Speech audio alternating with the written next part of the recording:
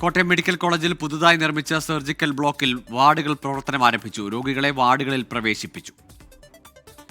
Surgery കഴിഞ്ഞ് ഇപ്പോൾ വേറെ വലിയ പ്രശ്നങ്ങളൊന്നും ഇല്ലാതെ പുതിയ ബിൽഡിങ്ങിലോട്ട് മാറ്റി.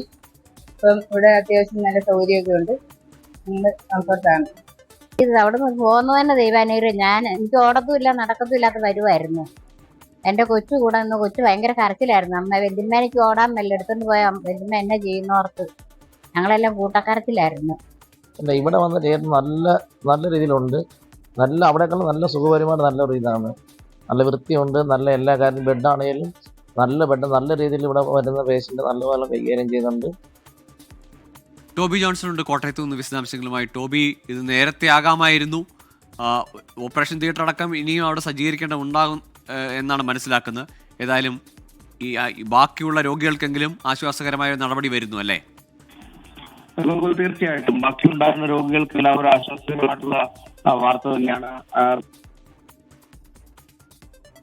കോട്ടയം മെഡിക്കൽ കോളേജിൽ പുതുതായി പണി കഴിപ്പിച്ച ഇന്ന് തകർന്നു വീണ കെട്ടിടത്തിലുണ്ടായി പ്രവർത്തിച്ചിരുന്ന വാർഡുകൾ അല്ലെങ്കിൽ അവിടെ ഉണ്ടായിരുന്ന സംവിധാനങ്ങളൊക്കെ മാറ്റാൻ നിശ്ചയിച്ചിരുന്ന അല്ലെങ്കിൽ അതിനുവേണ്ടി തയ്യാറാക്കിയ പുതിയ കെട്ടിടത്തിലേക്ക് ഇന്ന് ഈ അപകടത്തിന് പിന്നാലെ അടിയന്തരമായി വാർഡുകൾ സജ്ജീകരിച്ചിരിക്കുകയാണ്. അവിടെ നിന്നുള്ള രോഗികളുടെ പ്രതികരണമാണ് വന്നത്.